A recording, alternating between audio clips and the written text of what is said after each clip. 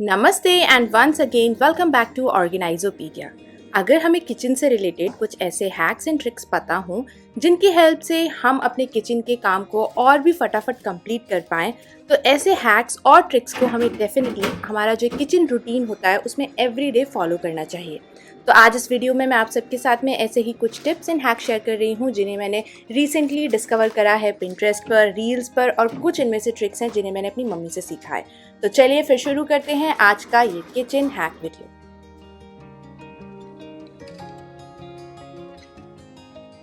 क्या आप जानते हैं एप्पल्स के ऊपर एक नेचुरल वैक्स की कोटिंग होती है जिसकी वजह से मिनरल्स इंटैक्ट रह पाते हैं। हार्वेस्टिंग के टाइम पे ये कोटिंग ऑलमोस्ट खत्म हो जाती है, लेकिन फूड प्रोड्यूसर्स आप देख सकते हैं यहाँ पर कि वैक्स के कोटिंग लगाते हैं ताकि एप्पल की शेल्फ लाइफ इंक्रीज हो पाए। तो रिसेंटली पिंटरेस्ट पे मैंने देखा कि आपको वार्म वाटर में थोड़ा सा बेकिंग सोडा ऐड करना है, हॉट नहीं वार्म वाटर लेना है और उसमें एप्पल्स को इमर्स करके रखिए फॉर अराउंड 10 to 15 मिनट।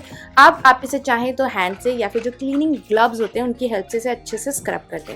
और फिर आपको एक कॉटन का कोर्स थोड़ा सा खुरदुरा कपड़ा लेना है और उससे एप्पल को अच्छे से पोंछें। गर्म पानी की वजह से वैक्स मेल्ट हो जाएगा, लेकिन जब मैंने इसे वापस नाइफ से स्क्रैप करा तो अभी भी थोड़ी बहुत वैक्स दिख रही थी, यानी कि इस वैक्स को कम्प्लीटली रिमूव करना तो इम्पॉसिबल है। तो जब भी आप एप्पल्स खा रहे हो तो ऊपर का जो ये पील है उसे डेफिनेटली हटाइए अगर आप देख पा रहे हैं कि एप्पल में किसी भी तरीके की वैक्स की कोटिंग है, because this coating is not good for our health.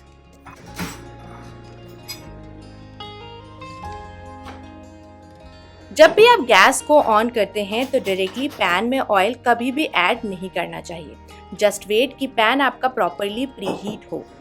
अगर आप ऑयल को डायरेक्टली डाल देते हैं विदाउट प्रीहीटिंग योर पैन तो ऑयल में start to smoke before your pan is uniformly hot, क्योंकि कुछ स्पॉट्स में ये गर्म होगा और कहीं कहीं ये कोल्ड रह जाएगा। डीप फ्राई करने के लिए ऑयल प्रॉपरली गर्म है या नहीं उसके लिए हम एक छोटी सी आटे की बॉल बना के टेस्ट करते हैं, लेकिन ये बिल्कुल भी सेफ नहीं है। कभी कभी ये बॉल फट जाती है जिसकी वजह से एक्सीडेंट्स हो सकते हैं। तो या तो आप सूखा आटा ले सकते हैं या फिर वुडन स्पून, ये दोनों ही चीज़ें बहुत आराम से सबके पास मिल जाती हैं। अब आपको करना ये है कि वुडन स्पून को तेल के अंदर आपको इस तरीके से इमर्स करना है। अब स्पून के आसपास जैसे यहाँ बबल फॉर्म हो रही है, ऐसी बबल फॉर्म होती है तो इसका मतलब आप फ्राई कर सकते हैं। या फिर आटा डालें, आटा सिंक नहीं कर रहा है और आटा फ्लोट कर रहा है तो इसका मतलब है कि आपका जो तेल है वो परफेक्टली गर्म है किसी भी चीज़ को डीप फ्राई करने के लिए। ये दोनों ही मेथड एकदम सेफ हैं।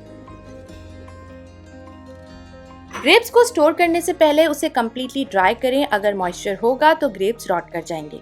रिसेंटली पिंटरेस्ट के ऊपर मैंने एक बहुत अच्छी सी ट्रिक देखी, सोचा आपके साथ उसे शेयर करूं। आपको इस तरीके से ग्रेप्स को थोड़ा सा रब करना है बहुत ही लाइट हैंड से। सो ट्रिक थी कि अगर आप ऐसा करेंगे तो जितने भी ग्रेप्स स्टेम में हैं वो सारे के सारे रिमूव हो जाएंगे। सो आई कैन से कि ये ट्रिक 100% तो नहीं बट हाँ 80% ज़रूर काम करती है। बहुत थोड़े से ग्रेप्स स्टेम में रह जाते हैं, ग्रेप्स ड्राई भी हो गए और निकल भी गए। ऑनियंस यानी कि प्याज को करेक्ट तरीके से कट करना ज़रूरी है। सबसे पहले ये जो पील ऊपर है जो हाथ से निकल सकती है उसे आप रिमूव कर दें। अब यहाँ पर दो पार्ट होते हैं तो हमें जो टॉप वाला पार्ट है सिर्फ उसे ही कट करना है और उसके बाद में ऑनियन को हाफ में कट कर दीजिए।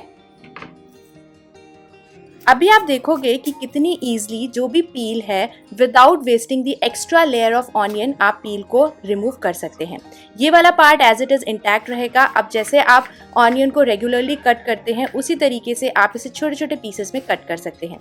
अब जो हमने एक पार्ट कट नहीं करा था उसकी वजह से आपको इसे पकड़ने के लिए एक अच्छा हैंडल मिलेगा, ग्रिप मिलेगी और वेस्टेज ऑनियन की कम से कम होगी। कुछ इस तरीके से है ना ईजी।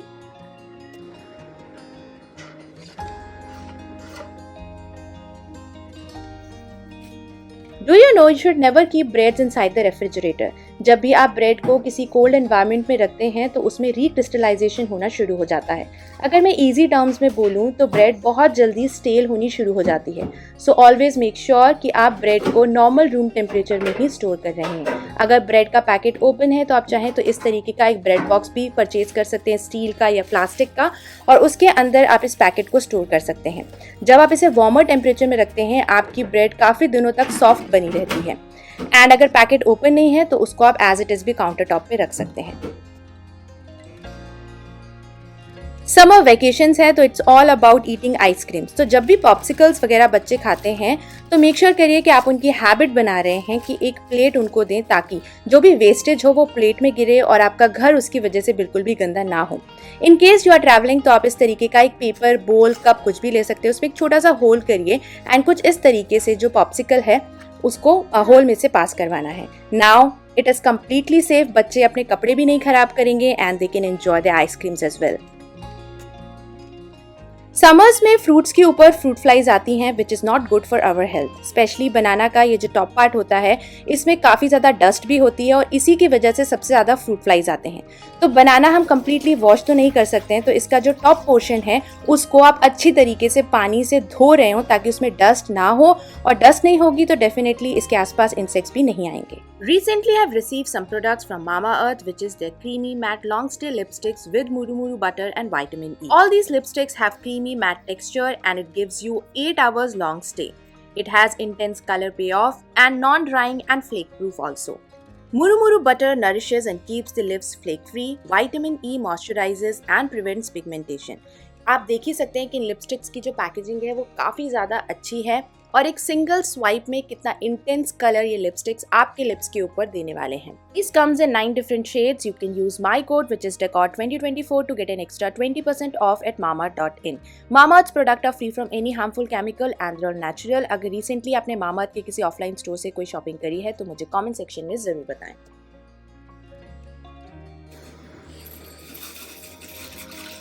पास्ता को बॉईल करते टाइम बहुत सारा पानी गैस पे गिर जाता है जो कि हमारा काम बढ़ाता है एंड फिर हमें गैस के पास खड़े होकर उसे रेगुलेट भी करना पड़ता है। सो इन सारी ही चीज़ों को अवॉइड करने के लिए आप थोड़ा सा ऑयल लेके जिस भी पैन में आप पास्ता बॉईल कर रहे हैं उसके साइड्स को अच्छी तरीके से ग्रीस कर दें। आप जैसे आप रेगुलरली पास्ता बॉईल करते हैं वैसे ही बॉईल करिए। अब देखिए गैस फुल फ्लेम पे है लेकिन पास्ता का जो वाटर है वो नीचे नहीं आ रहा है। सेकेंड मेथड है कि आप इसके ऊपर वुडन स्पून भी रख सकते हैं। दोनों ही मेथड यूजफुल है and they work 100%। Pressure cooker के लिड के ऊपर कभी भी विसल लगा के कुकर को डायरेक्टली इस तरीके से क्लोज नहीं करना चाहिए। ये सेफ भी नहीं है और एयर जो अंदर की तरफ ट्रैप्ड हो जाती है वो बाहर नहीं आती है। तो हमेशा विसल हटाएं, थोड़ा सा प्रेशर लगा करके ही आप इस लिड को क्लोज करें।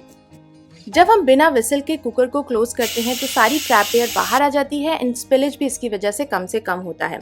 अब आप में से बहुत सारे लोग इस कुकर के बारे में पूछेंगे, तो अभी रिसेंटली ये दोनों प्रोडक्ट मैंने इंडस वैली से रिसीव करे हैं। This is the pressure cooker and this is the stainless steel frying pan जो कि ट्रिपल प्लाई स्टेनलेस स्टील से बना हुआ है। इसमें खाना बिल्कुल भी नहीं चिपकता है। This is perfect for making uttapam, चीले या फिर ऑमलेट बनाने के लिए। जब भी आप इसमें खाना बनाते हैं तो इवनली जो हीट है वो डिस्ट्रीब्यूट होती है जिसकी वजह से कुकिंग और भी ज़्यादा फास्ट हो सकती है। Unlike aluminium cooker, stainless steel pressure cooker does not leach or react with the food. These factors prevent loss of vitamins and minerals in steam along with natural color and flavors of the food.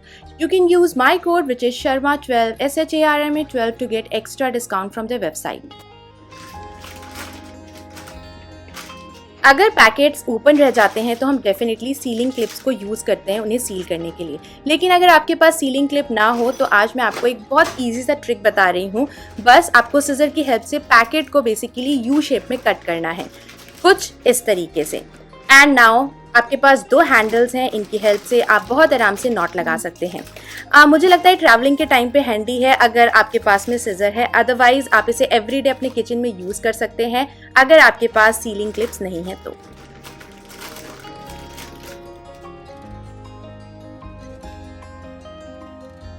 Fridge में हम जो भी चीज़ें store करते हैं उससे definitely spills होते हैं, फिर आपको एक एक बास्केट को बाहर निकाल के उसे क्लीन करना पड़ता है। सो इन सारी चीज़ों को अवॉइड करने के लिए आप इस तरीके के फ्रिज लाइनर्स जिन्हें रिसेंटली मैंने अमेजोन से परचेज करा है उसका यूज़ कर सकते हैं। जब भी फ्रिज गंदा हो इस लाइनर को बाहर निकाल के आप उसे क्लीन कर लें। सो बेसिकली एकदम परफेक्ट साइज़ में है ये लाइनर्स, बस थोड़े से साइड से मुझे इसे कट करना पड़ा और उसके बाद बहुत आराम से ये सारे के सारे शेल्फ में फिट हो गए। एंड इसके बाद में आप स्टोर करिए, आप कुछ स्पिल होगा तो बस मैट बाहर निकाल के आप उसे ईजिली क्लीन कर पाएंगे। आप इन फ्रिज लाइनर्स को किचन के जो ड्रॉर्स हैं जिसमें से सामान गिर सकता है उन्हें लाइन करने के लिए भी यूज कर सकते हैं।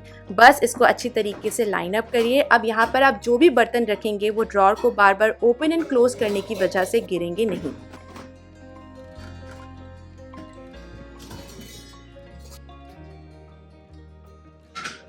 Recently, I come to know that tomatoes should be cut with serrated knife.